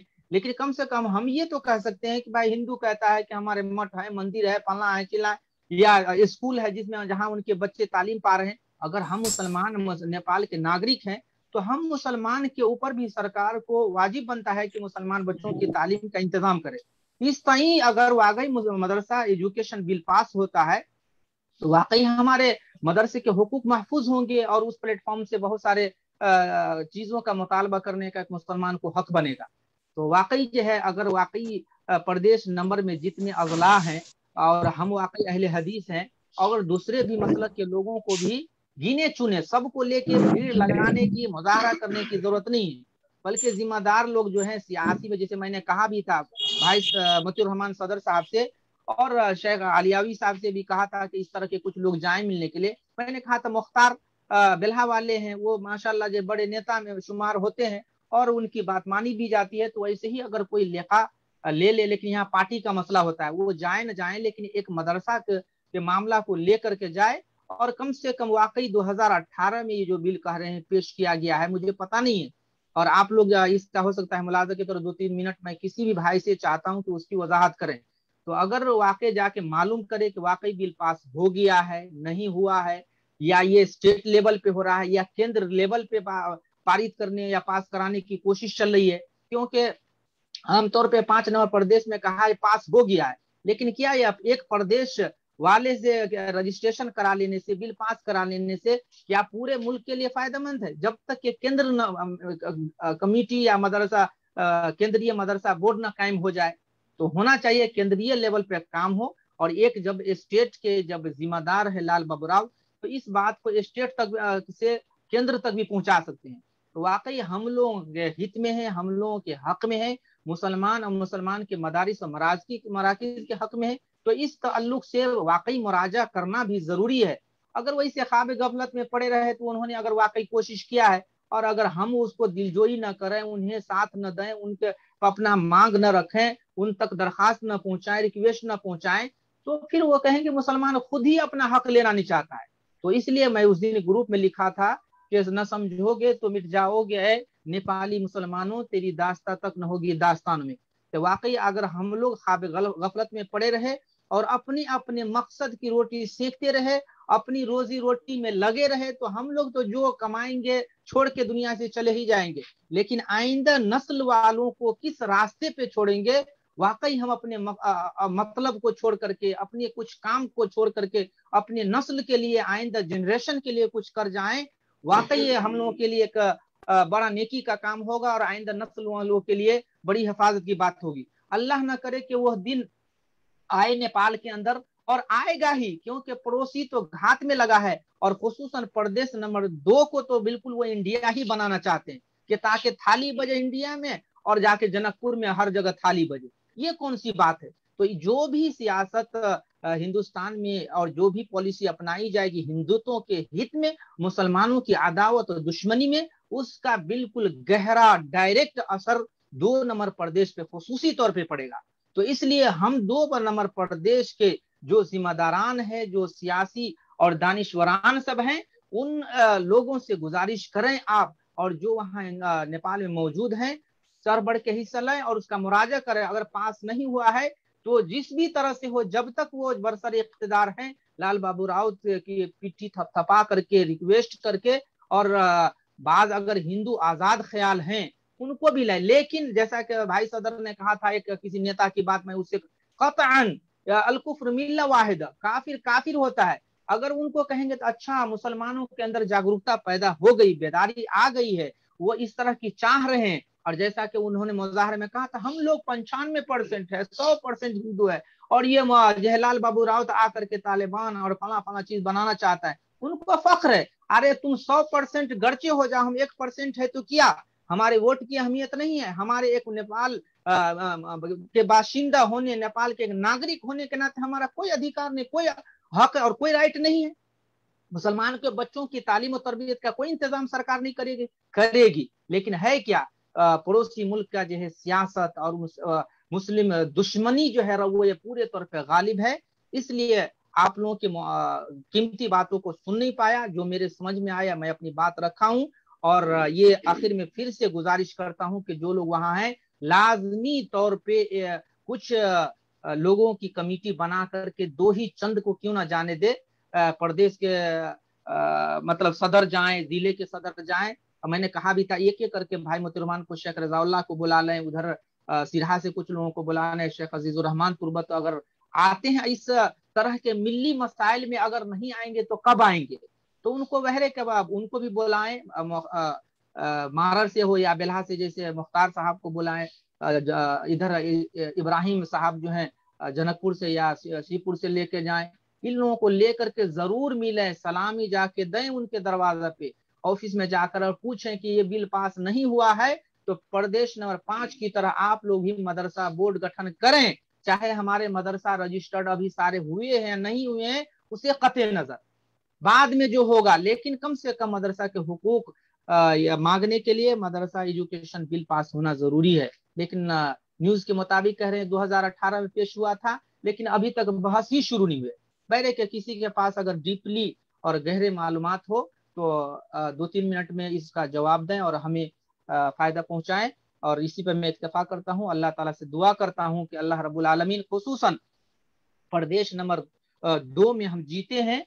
वैसे उमूमन तो मैं पूरे तमाम मुसलमान आलम के लिए दुआ करता हूँ, और खुसूसन नेपाल के मुसलमानों के लिए, चाहे जिस प्रदेश से ताल्लुक रखते हो, अल्लाह ताला हमारी हिफाजत फरमाए, हमारे मराकिज और मदारिस की हिफाजत फरमाए। और जो एक मुल्क के नागरिक होने के नाते जब हम टैक्स अदा कर रहे हैं, मुल्क में हर तरह के जो है टैक्स देने के बावजूद एक हमारे वोट की अहमियत है, और हमारी वोट से जीतती है सरकार बनती है, और हमें भी अगर मुल्क के जो भी फवायद हैं, मुल्क के जो मुराआत हैं, सहूलतें हैं, उससे हम अगर महरूम हैं तो अल्लाह ताला हमें हमें तमाम मुसलमानों की पोजीशन को, हालत को मजबूत कर दे और हर सू मकरूह से बचाए, ताकि कल होके बर्मा और हिंदुस्तान की तरह हमारे हालात न हो। घर से कुछ भाइयों की बात मैं थोड़ा वक्त बिल्कुल खत्म हो चुका है ना, आखिर बल्कि 4 मिनट ज्यादा हो गया हमारे वक्त से, लेकिन चूंकि जाहिर सी बात है सदारती कलमात भी बाकी है और दुआ भी बाकी है, इसलिए जी तो आप ही बता दें कि ये बिल कहाँ तक पहुंचा है, कब पेश हुआ है, आप ही बताएं बस। जज़ाकुमुल्लाह खैर। पेश हुआ था लेकिन अभी तक बहस भी शुरू नहीं हुई है ना, और इन लोगों को पता नहीं कहाँ से सुराग मिल गया है, जिसकी वजह से ये लोग जो है इसके पीछे पड़े हुए हैं। अल्लाह खैर करे कि जो बातें अंदर थी टेबल के नीचे चली गई थी वो बाहर आ रही है, हो सकता है उनमें से किसी ने देखा हो और ये बातें वहां तक पहुंच गई हो और ये बातें हम तक पहुंच गई है। कलीम साहब आपने क्या किया आज दिन भर, 1 मिनट के अंदर आप बताएं आपके क्या ये आज के कारनामे रहे, किन किन लोगों से बातें हुई, क्या सब हुआ और कल क्या कर रहे हैं? जी अस्सलाम वालेकुम रहमतुल्लाहि व बरकातहू। जी यहाँ पे बातें 15-20 आदमी से हुए हैं, जो मेन कार्यकर्ता है, मेन पार्टी का जो लीडर करता है ना, तो कल बैठने की बात हो रहा है, अभी जगह फिक्स नहीं हुआ है। उसी के सिलसिले में है, आदमी सब तैयारी है बैठने के लिए, सिर्फ जगह का फिक्स नहीं हो रहा है। इंशाल्लाह कल बैठने की बात हो रही है। देखिए करीम साहब, मैं आप लोगों से, मतीफुल साहब से और शेख अब्दुल अजीज साहब से बार बार यही बात कहूंगा कि जो भी आप लोग करते हैं अलग अलग थलग थलग ना करें, समझ रहे हैं, बिल्कुल मिलजुल करके काम करने की कोशिश करें, कामयाबी इसी में रहेगी। मुझे ऐसा लग रहा है जैसे कि आप अलग कर रहे हैं और अलग कर रहे हैं, आप नहीं लग रहे हैं मुझे। इससे क्या होगा, जब अपने ही में दरार रहेगा तो दरार को कहाँ बंद कर पाएंगे, आप नहीं कर पाएंगे ना। इसलिए मैं कह रहा हूँ कि आप लोग पहले एक जगह टेबल पे जाकर के आप 3-4 आदमी जाकर के चाय पिए, वो अतालक होटल में जाकर के, समझ रहे हैं, और क्या बातें करनी है, कब मिलना जुलना है, कैसे क्या करना है, मुख्यमंत्री से कैसे मिलेंगे आप लोग, तो जाकर के इसके ऊपर आप लोग थोड़ा प्लीज आप लोग अपने अंदर जो दरार हमें नजर आ रहा है वो दरार को पहले आप लोग बंद करें और काम को इसी तरह से आगे बढ़ाएं, इंशाल्लाह अच्छा काम होगा। होटल में नहीं तो जमीयत के ऑफिस ही में चले जाए ना जी। होटल में तो जमीयत के ऑफिस है ना, उसी में सब जमा हो। जी जमीयत के ऑफिस में तो पानी था, खत्म हो गया पानी।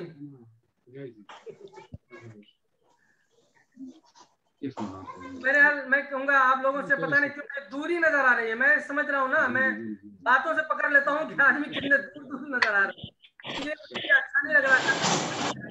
आप लोग जब दूर रहेंगे तो बिल्कुल पसंद नहीं है ये बात है, समझ रहे हैं।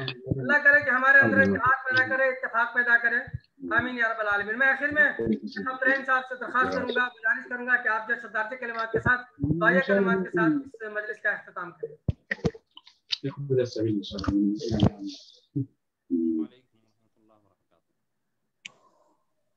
जी बिल्कुल बिल इख्तिसार। अस्सलाम वालेकुम।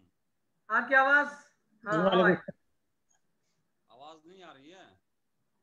आपकी आवाज साउंड कम है क्या, शायद पता नहीं कैसे है, या आपने ईयरफोन लगा करके माइक कहीं और रख दिया होगा। बोले आप, शायद आवाज आए, शायद आपको काट के करना पड़ेगा। जी आवाज नहीं है। आप लीव हो जाए, निकल जाए इससे, उसके बाद दोबारा आप ये करें रिक्वेस्ट। फोन आ जाने के बाद जो ना ये परेशानी हो जाती है। मैंने भी कई बार ऐसा किया है और मेरे साथ भी ऐसा हुआ है। आप फोन काट दें, अभी इससे निकल जाएं जूम से और फिर दोबारा रिक्वेस्ट भेजें जल्दी से। जी बोले, शायद आपकी आवाज आए। आवाज आ रही है। अभी कमती आवाज है, लेकिन फिर भी थोड़ा सा नजदीक हो जाइए तो शायद। ऐसा करें ना, आप जूम से निकल जाएं और दोबारा रिक्वेस्ट करें, जूम में जाकर के लिंक पे जाके क्लिक करें। फोन आ जाने के बाद ये गड़बड़ी हो जाती है, मेरे साथ भी कई बार ऐसा हुआ।